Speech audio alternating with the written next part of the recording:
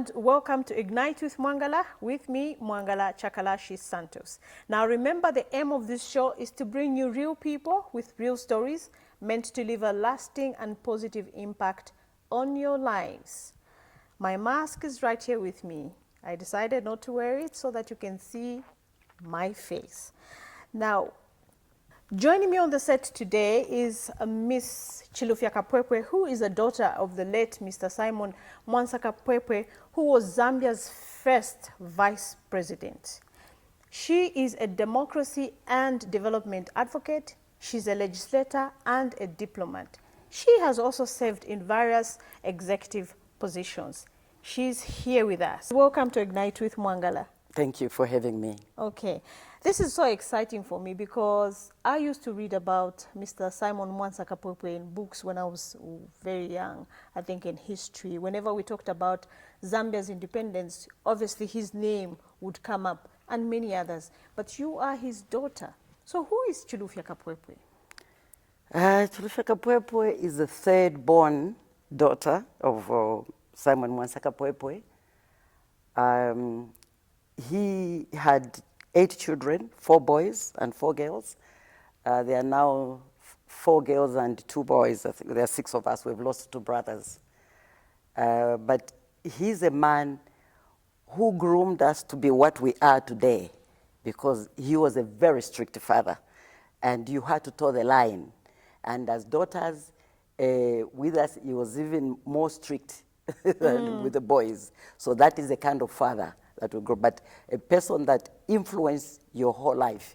Even in terms of career, he influenced all of us what we are going to be. Wow. That is the kind of person that he was. Does that explain the strong character that his daughters have? It's not just you, obviously, the others, Miss Mulenga, Miss Chileshe as well. You could see that you actually have this very, very strong character. Was that coming from him? That was coming from him, but in the background was this strong woman who kept the fire burning, even when he was in prison, when he was not with us.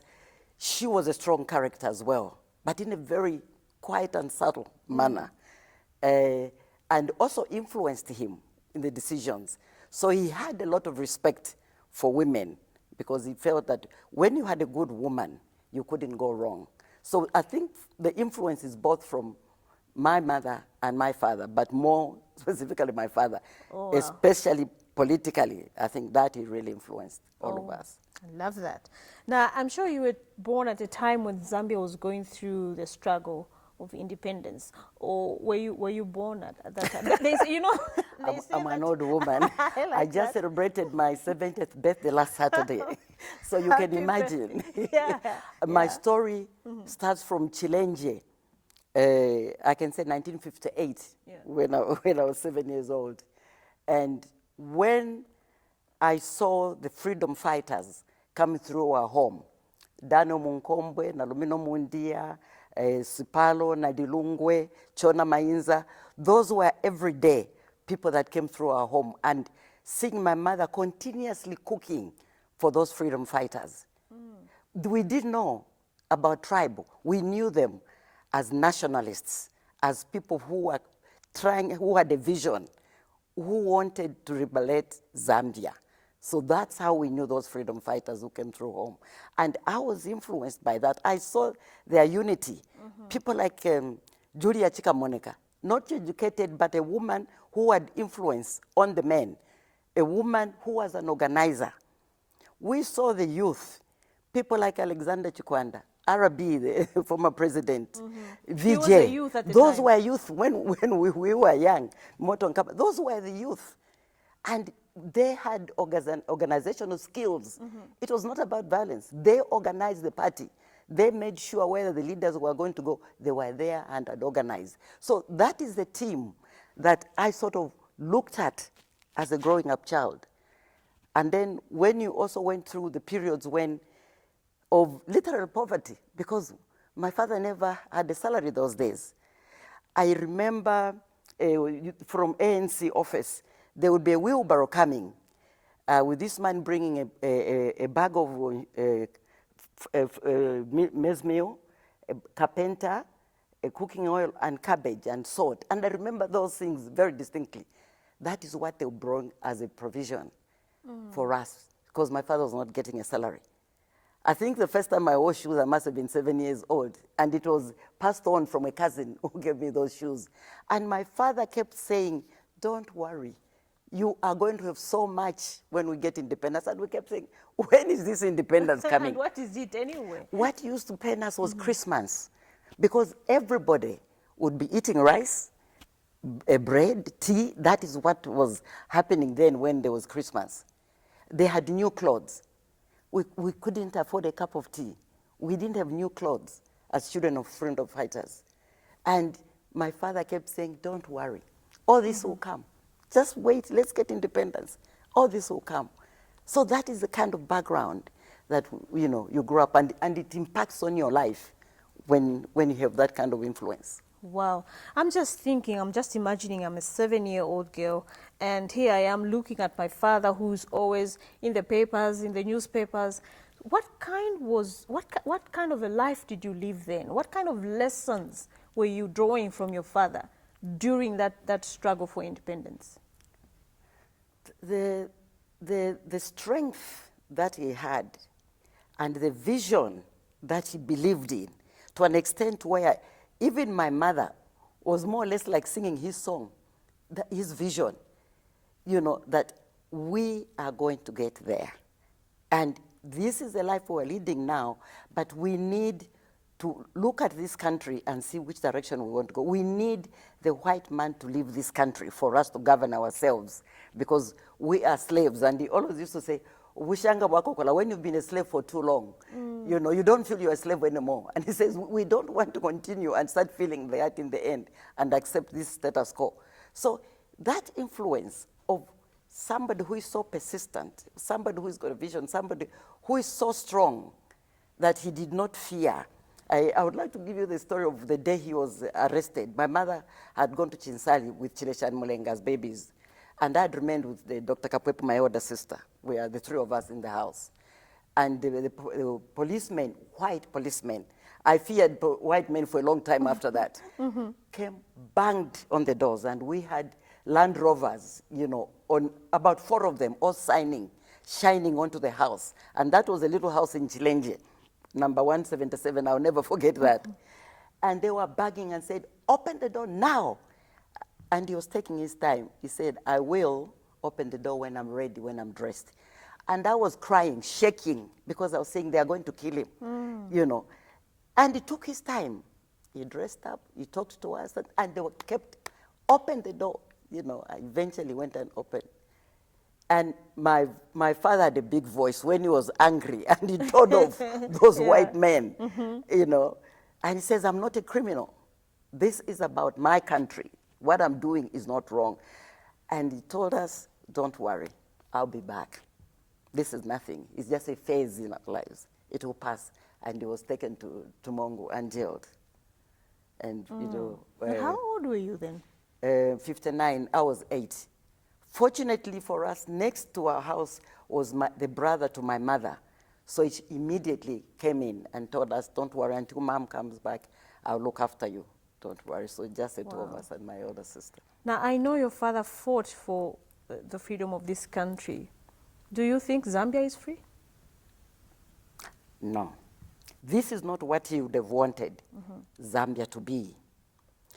If you read his book, which he wrote when he was in prison in Mongo, 1959, he says on page 118, he says, getting independence is very easy.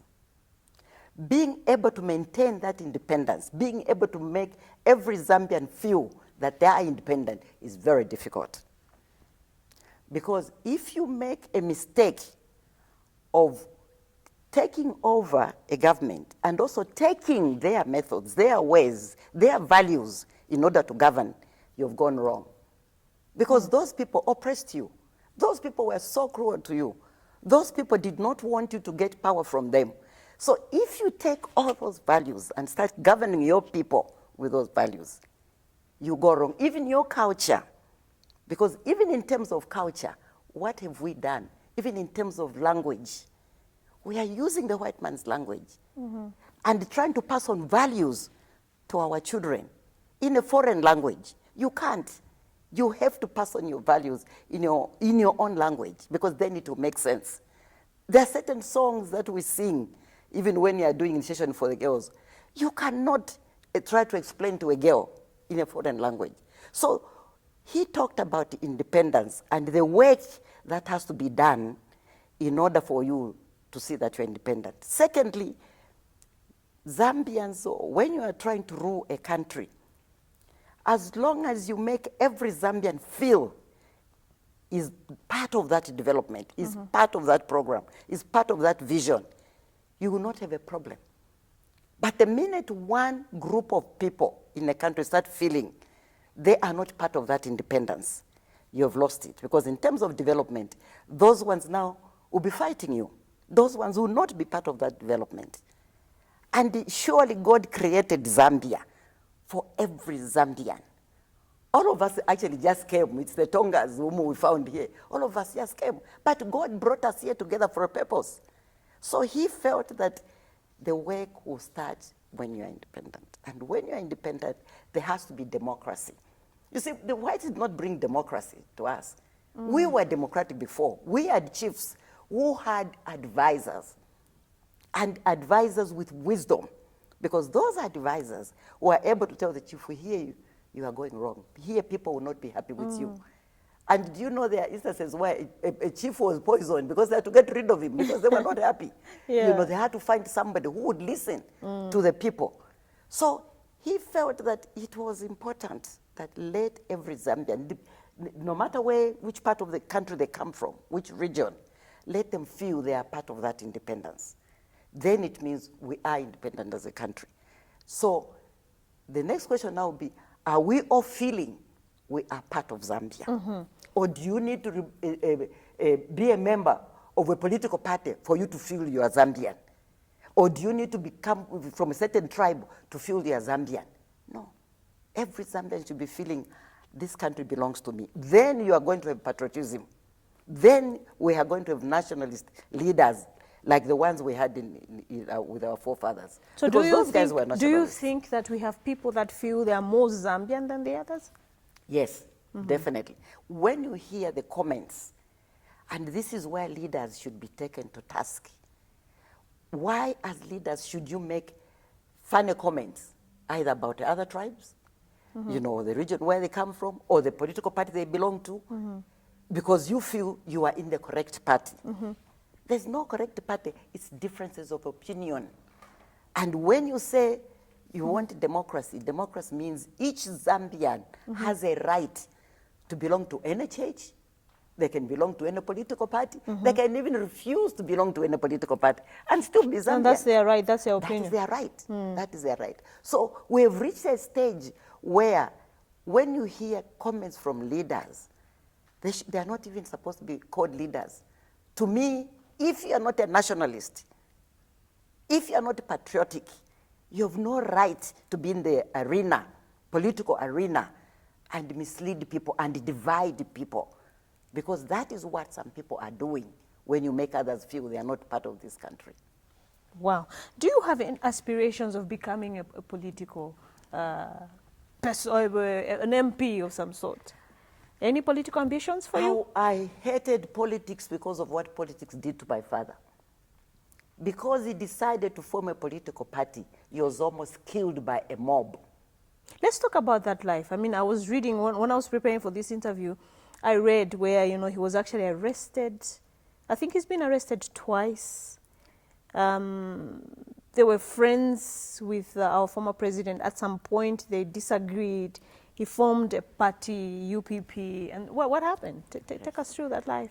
After independence, I think, as I said, a lot of very vocal nationalists within the party, you could see were literally removed from the party, from the political arena. They were fired, they were removed, or they were not, you know, part of the. What do you think the reason was? The reason was that, as Zambians, sometimes I blame us as Zambians. We create those leaders. We create a man-centered leadership where you now start paying homage to one person. And when you give that kind of power to one person, yes, they will use that power, but also they will not tolerate other people with different views. So that is where it starts from. We are the people who actually create those leaders. Immediately somebody is elected, you can see the way people swing and start paying homage to that person.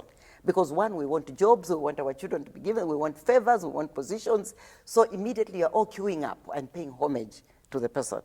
So when now you did not have these people who were outspoken, who were radical, who felt that we are wrong, going the wrong direction, my father felt that this country needed to have the mainstay as agriculture. He believed very much in that, in environment and agriculture. Copper was something he said it will go, it will come and go. So he had certain values, even in terms of culture. My father was Minister of Culture almost throughout his positions. He'd be Minister of this and culture, because he believed this country needed to be embedded in their culture and our heritage. That is the only way. We will not copy from the West. We will rule ourselves as a people. So when now he decided that, I think me and my friend were not getting on, he decided now to form UPP. It was very sad that at that time, we did not want people with different views. And he was looking for an office in Kamwala, and the UNIP mob attacked him, and he was badly beaten. Mr. Mumba was driving, and somebody told him they are beating Kapwepwe near the market. He plowed through the crowd. He could have been killed if Mr. Mumba did not get there, and quickly put him in the car and drove him, to the hospital. So that pain, even as children, as his supporters, when other people saw that, they were disgruntled. So you had more people disgruntled who felt that surely we can allow other people to also play a role in politics. You see, because we forget as a government, if you don't have an opposition which is strong enough, they have to keep you on your toes and make sure you perform as a government. So you are lucky as a government when you have an opposition which is strong. Yep. You are lucky when you have, voices, the NGOs, all saying, no, government, here you are going wrong. And sometimes you see a government which is listening, who actually do what the opposition is saying. That will make sure that people are happy. Because what they're saying is what the people are feeling. And people have no way of coming to a government and saying, we want to express ourselves. So there has to be a system in democracy where you have opposition. And opposition should be tolerated. Because those are the people that give you a conscience. You start thinking. They help you to do your checks and balances. That's right. And from there, he was now taken into jail. He was, detained.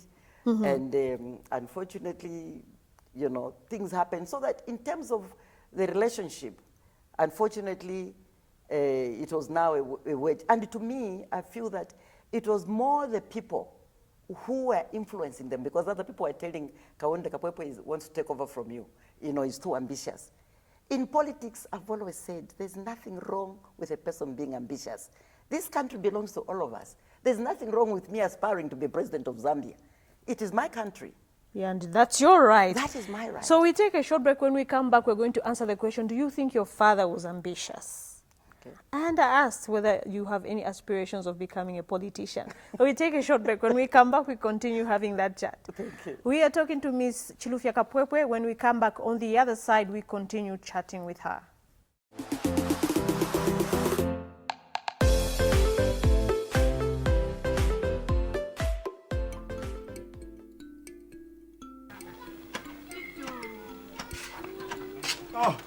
Natutu.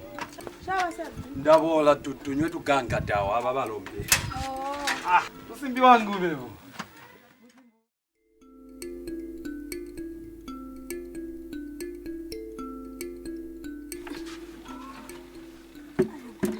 No watate babia.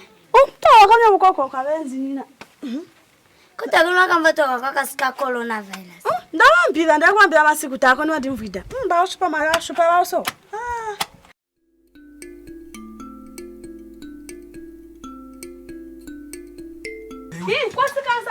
Waile mama. Mashtazi waile. Kuli zinto zinje mwe. Yizino bani bakutshalo waile. Oza.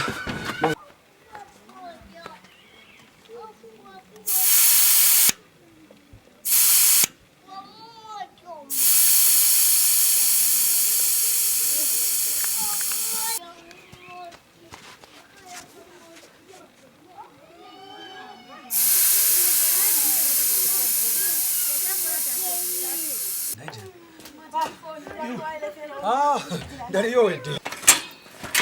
Iwe. Chachitika kunjengeni. Ndaipompo nona.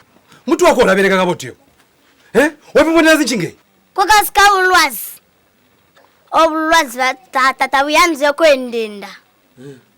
Tabuyanze kwanzanya. Tabuyanze zokuja nkabantu banje. Obulwazi bulajaya. Apo obulwazi batata. Tabuyanze kanukuti chindi chonse kamjani kabantu banje zokulumelesa nyanzi ape bulezi tondezo zakaina zokuteti muntu obulwazi ulabuchiswa. Zitondezo zakaina kulikuchiswa mutwe. Sini kolo mubiri kupia zazitondezo zakaenezi. Obulwazi bulikwabila kwinda mukusamba kumanza chinchonse ansipa amanzi clean. Apa okunana akata kwakaitwa kuti nzi hand sanitizer. Oho, hand sanitizer. Okay. Kubanga wakome naye, why? Kubanga wakome. Remember to wash your hands with soap regularly. For more information, call 909. This message is supported by the Ministry of Health in partnership with Oxfam.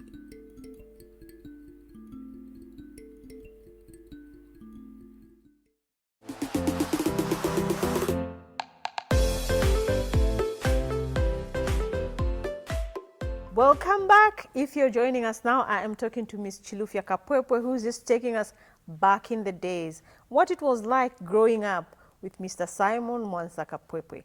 I must confess, I can see some of the characters and trends of Mr. Simon Kapwepwe in you. I may not have met him in person, but from what we've read, I can actually see that you get a lot from him. Now, do you think your father was ambitious? Yes. There's nothing wrong with being ambitious, you know, because to me, in a democracy, if you rule, for example, 10 years, there's nothing wrong with handing over. And that is the problem that we have in Africa, even in Zambia. We don't know when to leave the stage when people are still clapping. That is the best time to live in politics, when people are still clapping for you.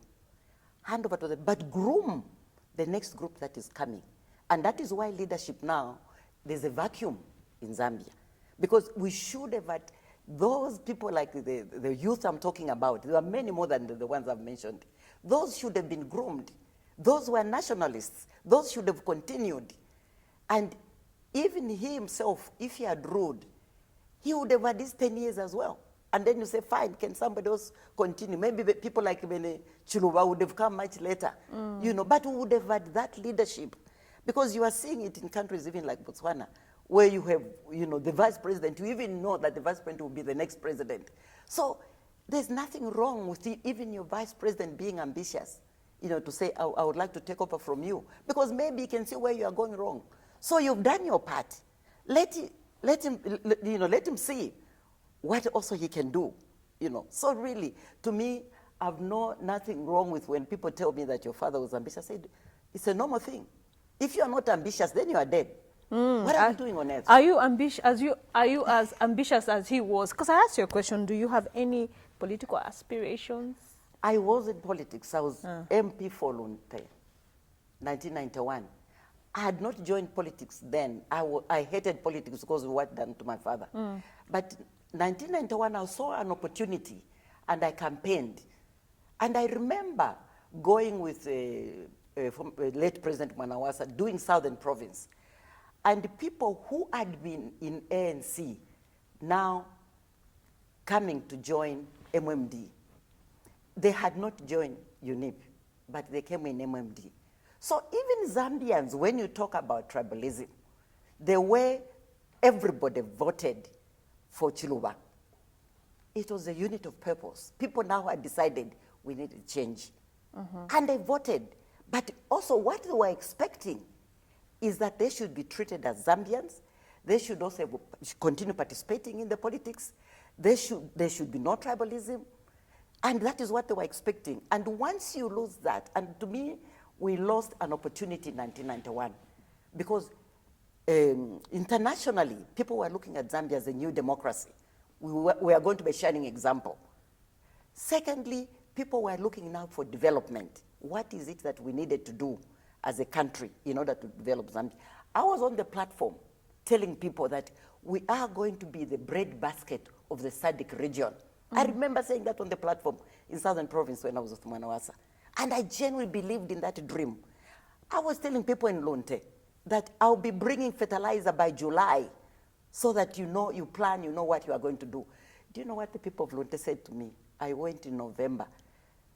Fertilizer had not been delivered yet. They said, we thought you were like your father. Why have you started lying? It was embarrassing. I was in Parliament where people your party did not feel you say things or you vote according to your conscience. They would become hostile. And there are times when I was told, cross the floor, go to UNIP, because I dared to say the truth. In my maiden speech in Parliament, the first page, I said, in MMD we will not tolerate corruption. In MMD we are going to expel all the things. There will be no corruption. There will be no room for corruption. So you see, I had that vision of seeing this country transformed. I could see my father's ideals. And because his name was used to campaign in 1991. So I thought, well, now Zambia has arrived. And the differences started the minute you get up. One incident which I'll never forget, I voted against my own party because I did not want reintroduction of state of emergency. I said my father was detained under state of emergency. This country lived under state of emergency for so long. I don't want it. He introduced that law as vice president in Parliament, and it was used to detain him without charging him. So there are certain laws that were being made in Parliament, some which I did not agree with, and I used to vote according to my conscience, and I'll be in trouble with my party. So I've always believed I need to be in a party where they can accept my different views, where I'll be accommodated with my different views. If I can't find that party, I find it very difficult, to fit in. So that maybe we should have people with voices outside political parties who can, once in a while, make leaders conscious that what they are doing is wrong. So that you start now working as Zambians and looking at Zambia as a country which belongs to all of us. So yes, I am ambitious. I wish I could have a platform. I like that. Where I can fit in and say yes. Yeah. Now you've talked of tribalism, and in the recent past, we've seen tribalism becoming a bone of contention in our country. What is your view on tribalism?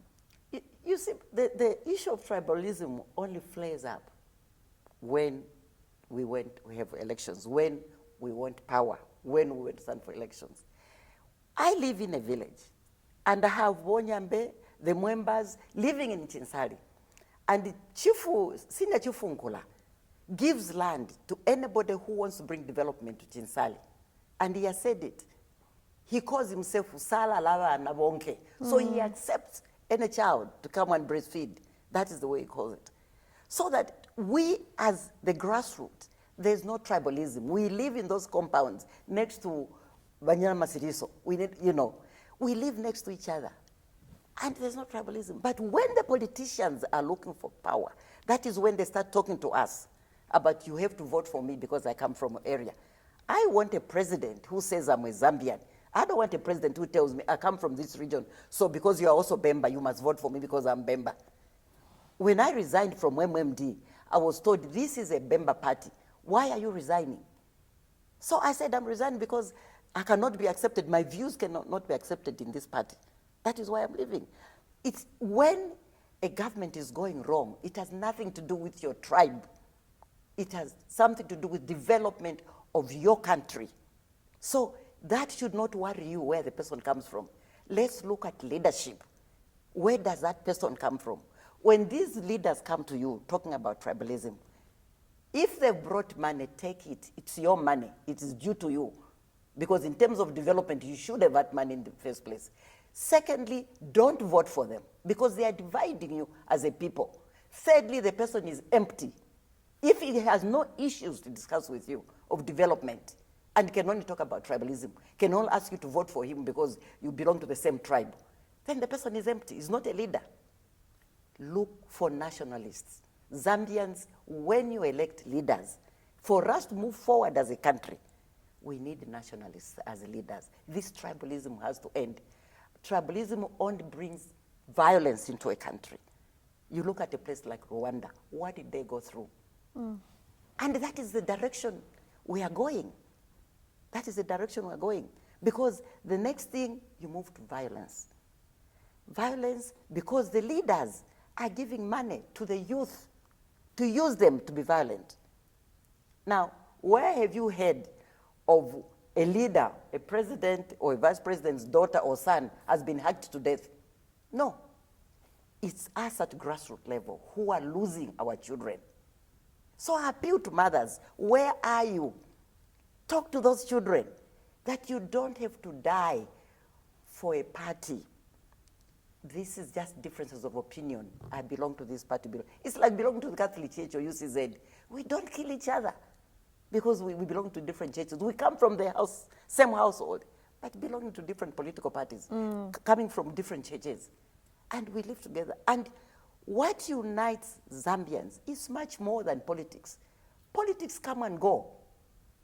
Look at the number of people, that have lost lives because of politics. It is so sad. This violence has to end, and I think it starts with us as Zambians. We first look at what unites us as Zambians. What makes us one? The politics before, maybe we did not even have a Zambia declared as a Christian nation. But now, we are saying we're a Christian nation. Now tell me how you can say, I will not vote for a Tonga. That is a person that is your brother in Christ. So how can you not vote for him? I will not vote for a Bemba because he's not my brother. In politics, no. He is your brother first and foremost as a Christian. So let's stop masquerading as Christians. If we are genuine Christians, then the Bible is very clear. There's only one law, which we all fail to follow, which is love thy neighbor. Why do we fail to do that? Why are we masquerading as Christians? On Sunday you were in church. Come Monday, it's something else. You are insulting somebody because they come from a different tribe. Now look at the way I've looked at also tribal balancing. If you, as a government, you say you're doing tribal balancing, or you want women in leadership, I don't want some down woman who can't articulate, and you say I'm being represented because we put 5 women who cannot articulate issues, who are yes women. I don't want a Bemba who is a yes man, and you say you've tribal balanced. That's not the tribal balancing I'm talking about. I'm talking about tribal balancing where you have men and women of caliber in leadership. Yes, you can balance, but you can balance with men and women of caliber in that cabinet. You've talked of leadership. Sorry to cut you short. So what is your definition of leadership? What are we looking at here? To me, I'm looking at somebody that will come to me and talk to me as a leader. What is your dream? What is your vision? What do you intend to do in this country? Secondly, I don't want a leader who is going to tell me about tribalism or where I come from or whom I should be loyal to. A leader is somebody that unites people. A leader is somebody that has a vision so that he can sway you to follow him. And you see, this is where we are going wrong as political parties. Because when you are violent, those people that you've harmed, you've now lost votes. Those people that you've insulted, you've lost votes. Because those people have got relatives. Do you know, I have grandchildren who are Tonga, who are Lozi, who are Ngoni. These maybe, my children, maybe they're half Bemba, half Senga. So really, by the time I'm getting to my grandchildren, it's almost Zambia is in my household. Oh, yes. How do I hate my own children or my own grandchildren. Look at where Zambians have united naturally when it comes to Chilanga Mulilo. This was not a thing that was done by other tribes. It's Bembas. It's Bembas. We're all doing it now. Without anybody trying to balance as tribes, we've just come together as women. And you, Elos is marrying a Tonga, they come and call you as a Bemba woman. Can you come and show us, Chilanga Mulilo, what songs do you sing? That is a natural way of Zambians uniting. We have songs, we have dances. All these things unite us as a country. So a leader should be able to bring all those with and encourage the positive things that bring Zambians together. And intermarriages has brought Zambians together without anybody doing anything about it. So the youth, the onus is on you. We will destroy this country as the older generation for you. But you don't belong to any tribe. So don't even listen to us as people who try and call themselves leaders talking to you about tribalism. Because you don't belong to any region. Yeah. You are just Zambians. True. I like that. Now, if your father was alive, I mean, looking at where we are as a country, politically and economically, what do you think he would have said? Would he have been happy? Is this the Zambia that he fought for? It pains me. And the reason why I'm talking today is because I've been spending sleepless nights. I keep thinking, all those people that I saw in my father's household, from every part of Zambia, coming, they are committed, dying, being beaten by the army and dying. I was in Chinsali when we had the cha-cha-cha, when soldiers were beating people in villages and killing them. I was living with my grandmother. So I saw the brutality of what it is to get independence and how the foot soldiers died for this country. And if those foot soldiers, including my father and all the other leaders, came back today, they'll be disappointed. Because we should have moved. 2021 is not a year when we should be talking about tribalism or violence. We should be, because now we have even more educated people. Those people went up to standard 6, but they were able to articulate issues and convince somebody in opposition to come from ANC and join UNIP.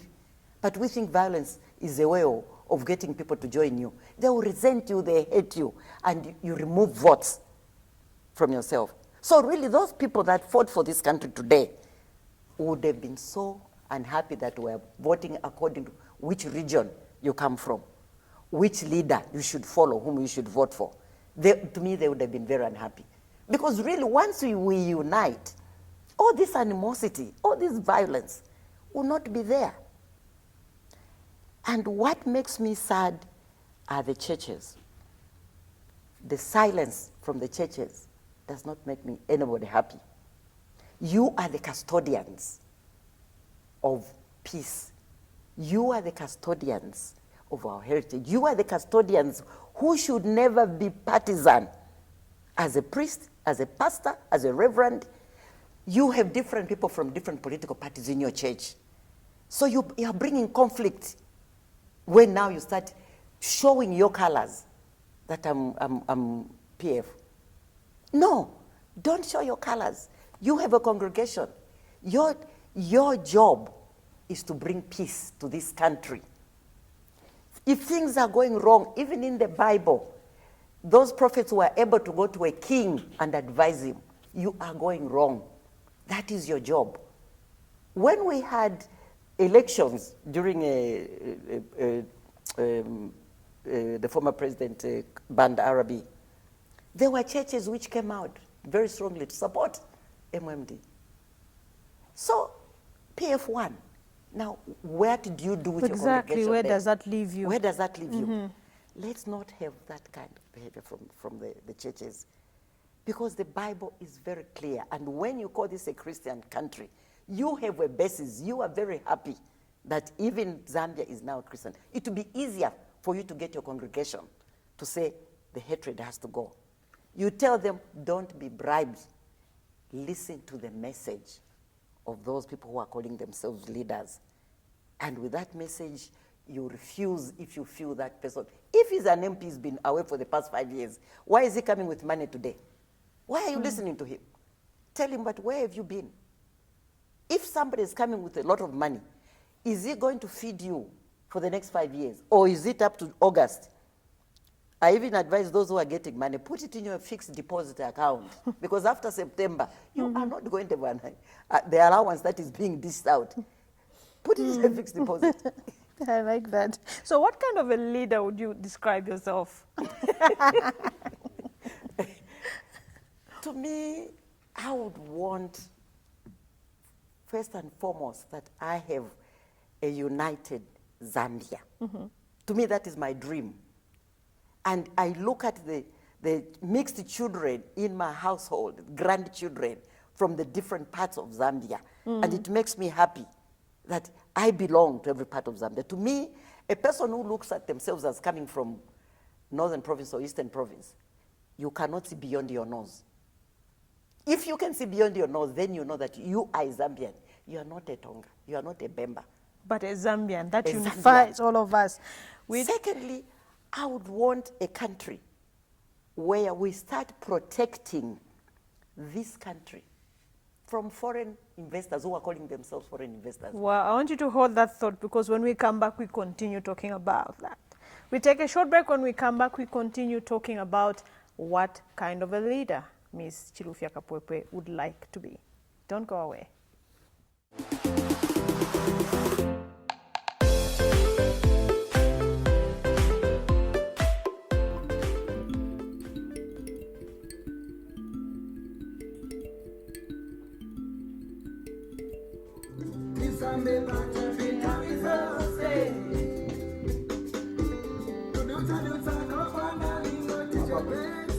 Kodi mix imene imamaliza kale? Tamaliza kale nyimbo.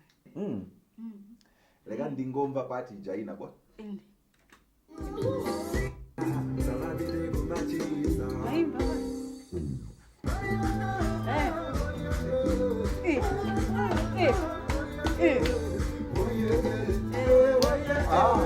Iyi ndimbambande bwa. Ndimbamba. Chiso Kodi sumu namvesa corona. akuti bwanji zako lazima. Kulibe kupasana mwono wako manja. So pano funika pafupi kusamba kumanja ndi sopo olo kuika hand sanitizer. Kodi mask muli nayo? Mask ineyo ndimabwereka pabasipo. Conductor kapena bus driver amakhala nayo mask yobwerekesa. Kubwerekesana mamask siku zatesa corona. So pano munthu aliyense afanika mask yake basi. Pabasipo ndamva nalugamba nkhani ya physical distancing. So physical distance kumafunika kukhala 1 meter ndi anthu ena. Okay. Mukuchita tero tizamaliza corona. Hai ndamva. Ndiye bwanji ningomva nyimbo yonse ndaluganiza kuti ngati mix ili bwino mwina maba nipereka ku radio. Remember to wash your hands with soap regularly. For more information, call 909. This message is supported by the Ministry of Health in partnership with Oxfam.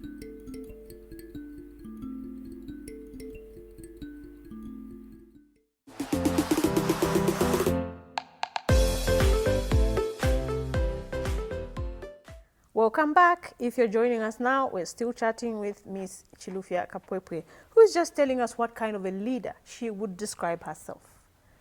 I know I cut you before the break, but you were telling me you were just describing yourself. You're talking about leadership and what kind of a leader you would describe yourself. I would want first is to unite this country. This country needs to heal. We need to stop hearing people being referred to because of their tribe. That is our diversity. These are the different tribes and how we come together and how we complement each other. So I would want that, like my father said, bring everybody on board. Make sure everybody feels they are part of this country. Development will not be a problem, because once people feel that this is what they want, and once you consult, which sometimes we don't do as leaders, ask people, go to Western Province and tell them, what is your priority? What do you want in this province? They'll tell you. It's not a football field. No. They have already got priorities, what we would want you to do. We don't consult. And that is what people need. Do we protect our country? Do we look at our citizens and fight for them? Because we have to have a situation where in 2021, we should be reaching a stage where we're saying, we are not fighting each other. we are fighting the forces that are after our resources, and they are after our resources, and they will never stop looking for our resources to an extent where they would even have to reduce our population. And nobody is even hiding now. You can Google, you find all this information. It's somebody coming to tell you that they were coming to develop your country. Is he your brother that you'd want to come and develop your country? He's not related to you. What he wants is resources. So we need leaders who are patriotic, who are going to say, this is our country, we need to develop, to protect our people. We are not going to sell an inch of our land to foreigners. If anybody wants to come in and form a company and they need land, you say you are going to partner with a Zambian. Because one, they don't want you, but they want to come and live in your country and make money in your country while you continue being an observer. So there has to be a deliberate policy where you are protecting your own people in terms of business, in terms of what you can, grow and develop. In China, when I worked in China as a diplomat, in the village, that is where you have industries. So you start from the bottom, have industries. If you grow pineapples, add value to those pineapples in that village. All these things, Zambia has potential. This country can go far. All these people who do not want us to industrialize, it is deliberate. Because once you develop your industries, we don't need them. And they are going to give us loans, they will give us money because they need us to depend on them. In the meantime, you are getting our assets. So a leader has to be very patriotic. To me, that's what I look at myself. How do I protect Zambians and their heritage? How do I make sure that there's development? How do I make sure that those that would like to come back as the imperialists who are calling themselves investors come with conditions attached to how they are going to treat a Zambian if they are going to invest in this country? I love that. So what changes would you like to see in Zambia? The tribalism has to go. The violence when Do you think tribalism is a big thing? It is a very big thing. You've listened to leaders saying it openly. Vote for me because of this tribe. Vote for this man because he comes from this area. We don't want Tongas because of, they are not, I don't know whether they are not your relatives or whatever you want to call it. We have read in the paper. And when I read that, I see red. I ask myself, surely if I had to go to any crowd and ask them, which one of you does not have a sister or a brother married to a Tonga or a Kaonde? 3/4 of the people put their hands up. So really, are you being real? So what do you think are factors that attribute to tribalism? It's the politicians who bring this all up. From the time we started, from independence to date, it is the politicians who bring up this tribal issue. So we as people at grassroots, the power is in our hands as communities. What do we use? Let's use churches for the voices to come out, because that's where you find the communities. Let's have voices in churches saying, we refuse to be used. We refuse our children to be used. We refuse our children to be influenced to become tribal. We refuse the violence in this country. Do you think the churches is doing enough? No. It's a very loud silence from the church. We need to hear more. Because every part of Zambia, there is a church, whether it's Catholic, whether you CZ, whether it's Pentecostal. Surely, if you think of the number of churches in this country, if we all spoke with one voice, if we all spoke against these vices, people will start listening. Even the children who are killing themselves as youth will start listening. Because we will tell them we are not going to participate in this. The political leaders will start listening because we will tell them we are not voting for you if they are going to be violent. We are not going to vote if you are going to be tribal. Wow. So what lessons do you think we can learn from our forefathers who strongly believed in the One Zambia, One Nation? I think now we've seen it coming up. But what lessons can we really draw from what they believed in, which was One Zambia, One Nation? I think that really worked for us because it kept us as One Zambia, One Nation. It kept us as one Zambia, one nation, as long as we allow leaders who are able to take this country forward. We don't want mediocre leaders. People who can take this country forward. That room of letting other people with ideas in political parties, not just singing for one person, that is not leadership. Let's have teams. When you have a political party, it should be a team where people come in with different views. We need to build leadership because those are the lessons that was the kind of leadership they had, the way they worked as a team. We need to learn from that. And unless we can work even within political parties as a team, let's stop paying homage to one person in a political party. Because you see, if the person dropped tomorrow, this is where now political parties have a problem. If somebody drops dead, what do you do? Because you have not even looked at who is the alternative. Because even the vice president, you don't look at that person maybe as an alternative. You have already made up your mind. If he drops dead, I take over. Before, you had people, before you could say, I want to be president, he even looks at himself, self-assessment. Surely, should I stand for presidency? You know, you have to have, that kind of person that is a leader, and people can see leadership in you.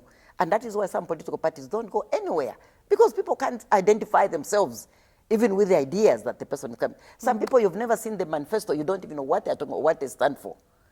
So really, instead of wasting our time having so many political parties. Which was talked about on break, that we have more than 10 that are coming from one. Yes. One I was counting side on my fingers. Between Luapula Northern and Muchinga, we have more than 10 presidents. What do you think is parties. happening there? What kind of ideologies do you have which are so different from each other? What is it that you want to do for this country which is so different from each other?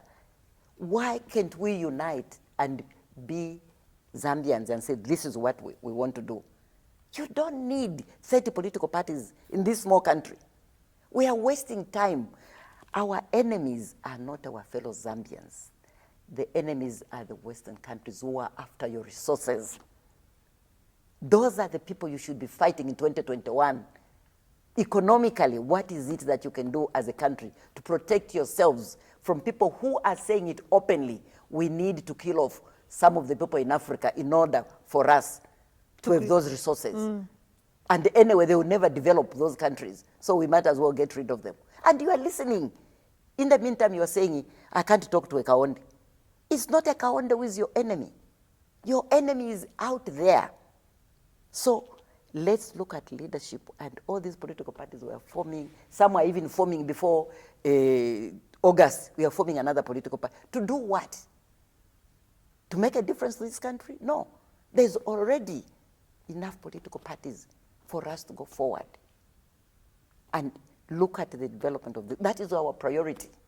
It is the country of these people. Right now, carpenter, beans, and caterpillars are the basic protein foods in Zambia. So if a Zambian can't afford carpenter, chilemba, caterpillars, that meda, they call meda, even where I'm coming from, is 200 kwacha. That is the basic protein that the person, because they can't afford chicken, meat, milk, eggs, they can only afford that. Now, if now they are failing those basic proteins, there will be malnutrition in this country. Where do we go from here? We need to have a government that is serious. Where are our people at? Can they afford 3 meals a day? Those are the leaders that we want in this country, who are looking at the common man. Don't feed us now before elections and give us money. We want you to feed us after August for the next 5 years. We want a government that is going to show us that we are united. We want to hear messages from leaders themselves telling us that we want to unite as a country. We want to hear the churches telling us that we are the voice. We are the custodians of peace. We are the custodians of the morality of this, of the morals of this country. Let those voices come out. Then we can move forward as a country. So powerful. Now, what is that one thing that Zambians don't know about you as Chilufya Kapwepwe? is it? Of course, you're in the public domain. People can easily Google and read stuff about you. But what is that one thing that we don't know about you?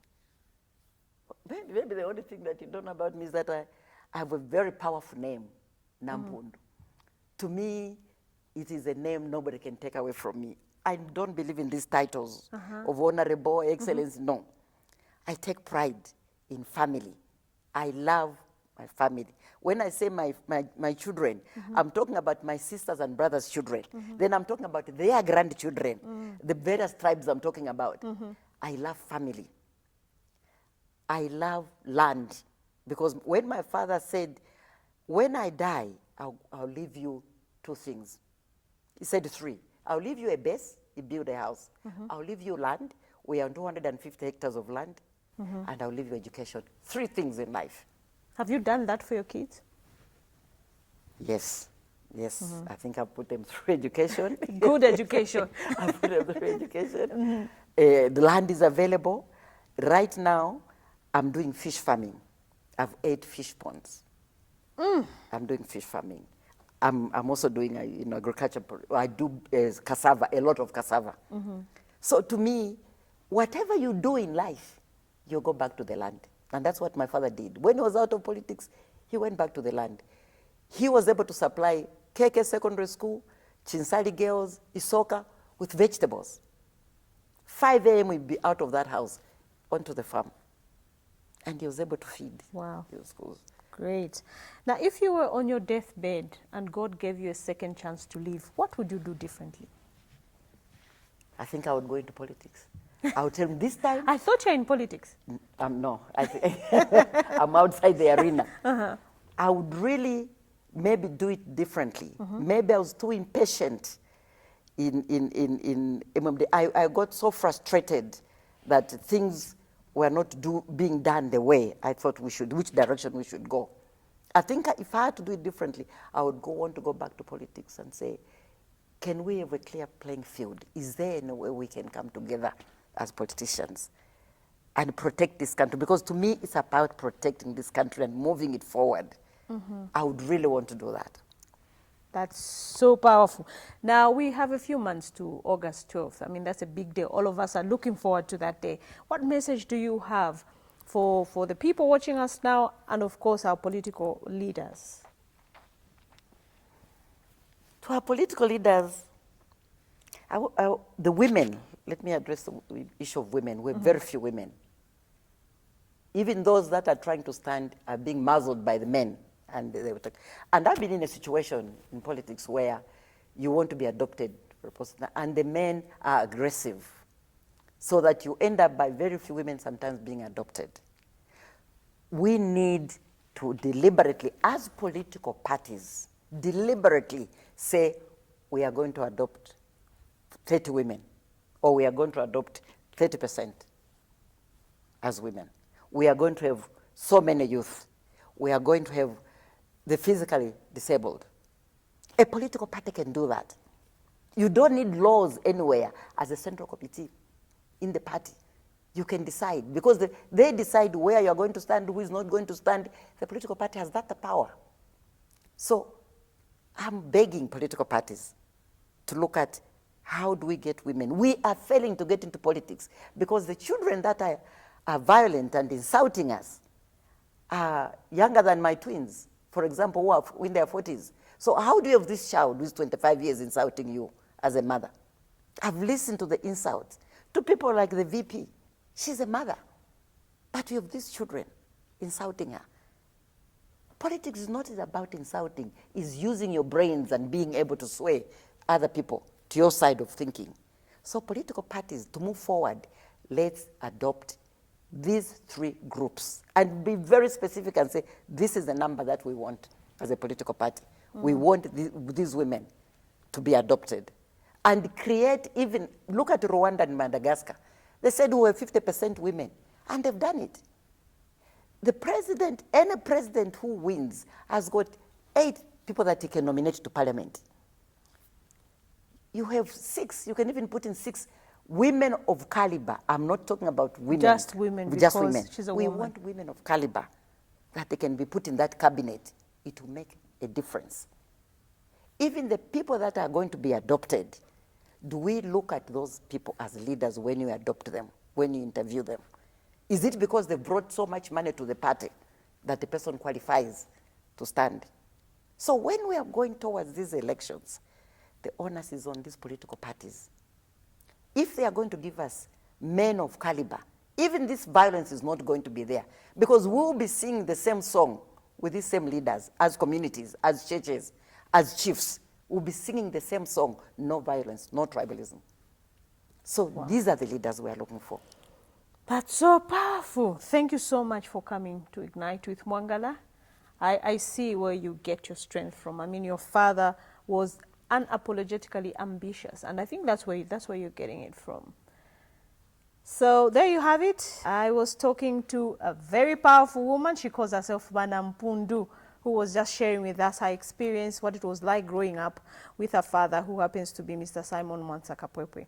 This has been Mwangala Chakalashi Santos, and remember, as we go towards elections, let's be each other's keepers. Let's love one another, and let's ensure that we continue to be a peaceful people, because that's who we are. This has been Mwangala Chakalashi Santos. Join me for another exciting episode of Ignite with Mwangala.